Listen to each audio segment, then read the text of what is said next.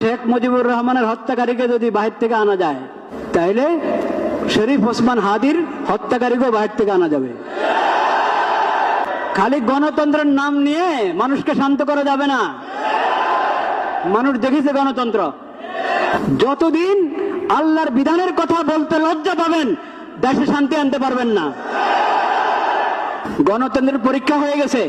সমাজ এবং সরকার এবং দেশে শান্তি শৃঙ্খলা ফিরে আসতে হলে আল্লাহর বিধান প্রয়োগ করতে হবে। পেশাসের বিধান আল্লাহ যেভাবে দিয়েছেন সেভাবে প্রয়োগ করেন। মামলা ঝুলায় রাখবেন না। মামলা ঝুলায় রাখা এটা ইংরেজদের সভ্যতা। ইংরেজদের আইনের কারণে এরকম মামলা ঝুলিয়ে থাকে।